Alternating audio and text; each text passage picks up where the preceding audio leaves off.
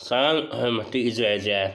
İşçiləri iş yerində arzularaq rəhbərləri işdən çıxardır. Belə ki, mən bu barədə hüquqşünas Seyidzadə məlumat verəcəm ki, hansı halda nə edin ki, ardanmayın, niyə ardadırlar. Amma zəhmət olmasa videonu bəyənin, qoy hamı bilsin, əziyyətin hədər getməsin.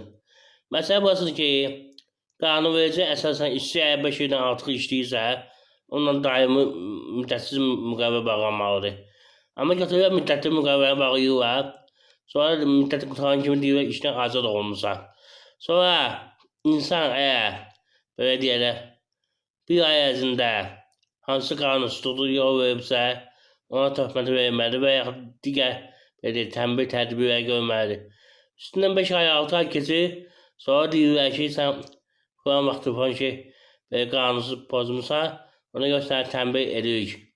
Sonra işdən azad edirlər. Qanunsuzdur bu hamısı və digər halları var, o barədə məlumat verəcəyəm.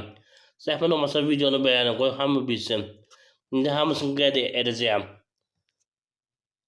İşçi xəstə olan kimi işdən çıxarılır ki, işləyə bilməzsə. Bu da qanunsuzdur. İşçinin icazəsi var ki, 6 ay yəni xəstəliyinə müalicə olsun, 6 aydan sonra əlilliyi alsın, işinə uyğun işləsin. Yəni belə deyək, ofis işində işləyirsə, məsəl üçün, yəni, usta işləmirsə, fəhlə işləmirsə, yəni həmin işdə işləyə bilər. Və ya ikinci bir işə köçürülməlidir.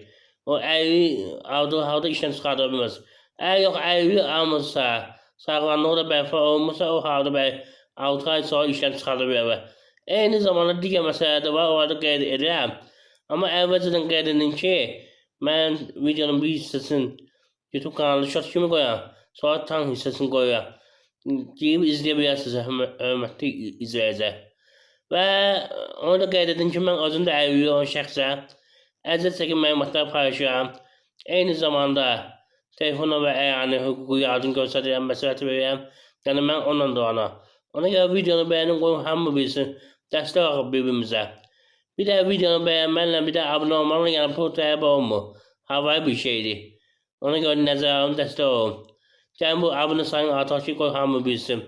Və digər hallar var, oraya keçən hörmətli izləyicilər. İndi qeyd edəcəm hamısını. Məsələni qeyd edəcəm ki, nə etmək lazımdır.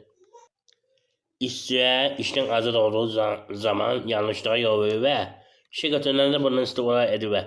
Sonra işçilərin belə şikayət etmək hüququ əldən gedir. Belə ki, işçilər görür işdən çıxdı, götürdülər Əmək və Əhalinin Sosial Müdafiə Nazirliyinin yanında əmək inspeksiyası var. Ona müraciət edirlər. Onun müraciət həll etməyə səlahiyyəti yoxdur.